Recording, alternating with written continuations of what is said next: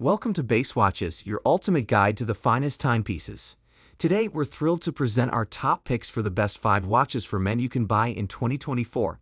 These exceptional timepieces have been chosen for their unparalleled craftsmanship, innovative features, and timeless style.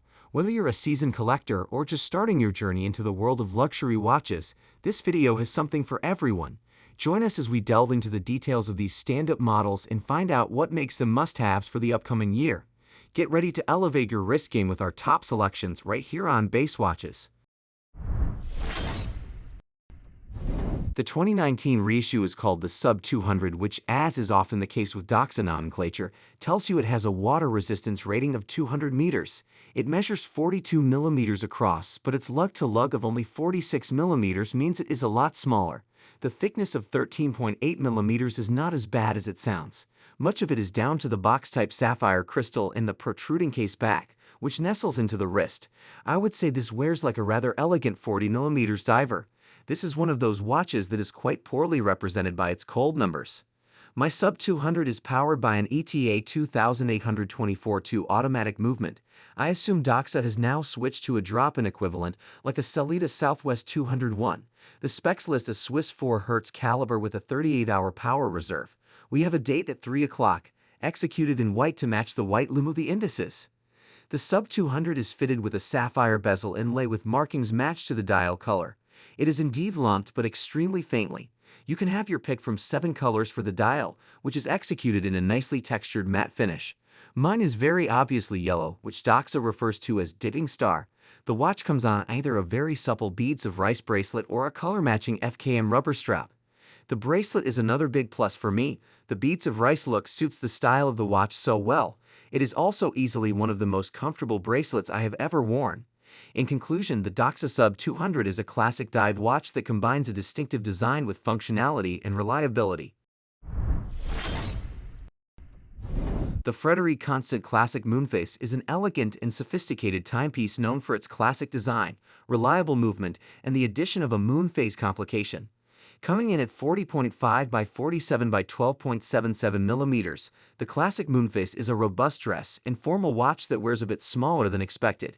The design, as the name indicates, is classic in styling with thick, near-straight lugs coming out of a rounded case. The mid-case, bezel, sapphire, and case back all elegantly curve, creating very attractive fluid surfaces that belie the 40 millimeters diameter. It is, but once again, the smoothness of the sides makes it look and feel less so. Moreover, part of the thickness is thanks to the hunter case back, a detail I particularly love. The dial of the classic Moonphase has a tried-and-true design, closely resembling that of a 50s Patek. This is both the good and bad about the watch. It's a great look and a design that is as handsome here on the FC as the Patek. Me, and likely everyone we know, are not going to be getting their hands on the Patek, lest they have a few $100,000 to spare. Moreover, you'll enjoy seeing this on your wrist, and it's still in the end a sort of generic look for the period. Also, it might very well be the only reason one is interested in this watch in the first place. But a lack of originality is always unfortunate, and a bit of an issue with the brand in general. In conclusion, the Frederique Constant Classic Moonphase is a refined and elegant timepiece that combines classic design with the fascination of a Moonphase complication. To begin with, let's take a look at the Surfboard Edition stainless steel case. It has a retro, extended shake that looks like it popped out of a time machine from the 1970. It measures 40 millimeters in diameter and 16.7 millimeters thick. It's big enough to be easily readable, but it's small enough to maintain a modest wrist presence. Whether you're a man or a woman, you'll find that it's easy to wear without drawing too much attention. The case is very well constructed, and Bulova put some time and effort into the design. The lugs extend smoothly from the ends of the case without any angles or curves. This makes them look like an organic part of the case rather than an extension. Between the lugs, you'll find a sturdy rubber strap. There are perforations near the watch case, which makes it breathable enough for most purposes. Inside of the Surfboard Edition, you'll find a quartz Miyota caliber 6S21 chronograph movement. Yes, not automatic for the specific model, although the cream-colored dial version is automatic. In conclusion, the Bulova Surfboard Chronograph A is a stylish and contemporary addition to Bulova's diverse lineup.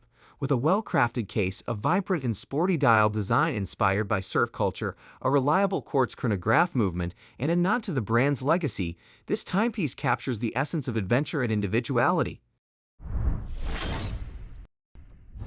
If a brand names one of its products Legend, you better hope said product can back up that lofty moniker. And for the past 16 years, that has been the case for the Longines Legend Diver.